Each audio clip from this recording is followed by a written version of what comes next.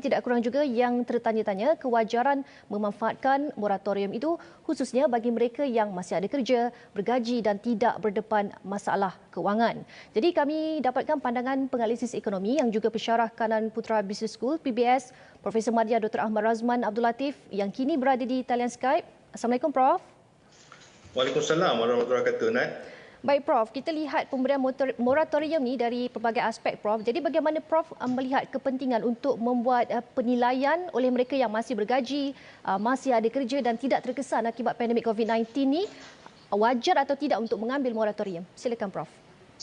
Ya, apabila kita merujuk kepada pengumuman terkini oleh kerajaan di bawah pakej pemulih bahawa moratorium 6 bulan boleh diberikan kepada mereka yang memohon, ada antara mereka sebenarnya masih bergaji, masih bekerja dan tidak terkesan, tetapi kadang-kadang memerlukan juga moratorium itu untuk maksud lain, kadang-kadang untuk tujuan membantu ahli keluarga lain yang terkesan ataupun tidak mempunyai simpanan yang cukup, tidak mempunyai pelaburan, jadi mahu menggunakan moratorium ini untuk tujuan memastikan bahawa ada sekurang-kurangnya simpanan untuk mereka untuk gunakan apabila berlakunya sesuatu yang tidak dijangka untuk beberapa bulan akan datang, kerana kita masih lagi dalam fasa 1 dalam pemulihan negara, banyak lagi yang ketidaktentuan dan pemberian moratorium ini boleh membantu mereka untuk lebih bersedia selepas ini.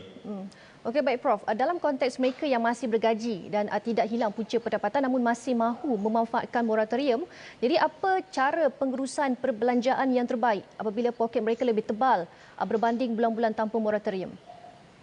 Ya, dengan lebihan pendapatan yang diperolehi apabila mereka mengambil moratorium, maka mereka boleh gunakan untuk masuk simpanan ataupun juga untuk tujuan pelaburan.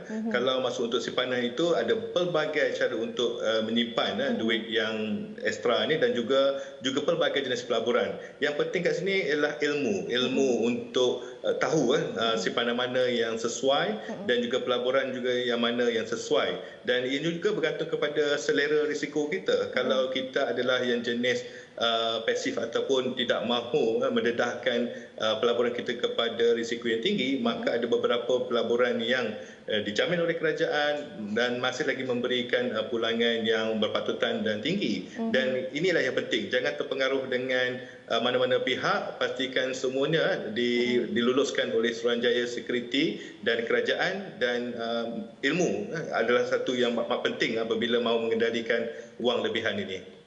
Baik, kepada yang memerlukan moratorium, apa nasihat Prof dalam memastikan mereka berupaya mengurus keuangan dengan baik? Ya, moratorium ini hanya 6 bulan. Jadi kalau selepas 6 bulan ini kita tidak mahu mereka yang memerlukan bantuan ataupun masih terdesak ini terus dalam keadaan sedemikian rupa. Maka selain mengambil moratorium ini, mereka harus juga berbincang dengan AKPK, Agensi Konseling dan Pengurusan Kredit, untuk menstrukturkan semula komitmen kewangan mereka supaya ianya lebih, orang kata, selepas 6 bulan ini masih lagi mampu mendapat lebihan pendapatan, iaitu pendapatan mereka melebihi perbelanjaan.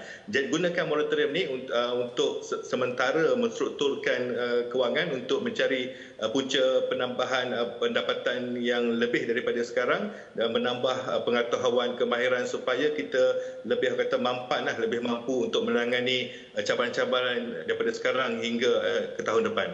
Baik, terima kasih banyak Prof atas perkongsian. Baik, itu tadi Profesor Madya Dr. Ahmad Razman Abdul Latif dari Putra Business School bersama kita berbicara tentang keperluan moratorium. Baik, kita mahu berehat seketika.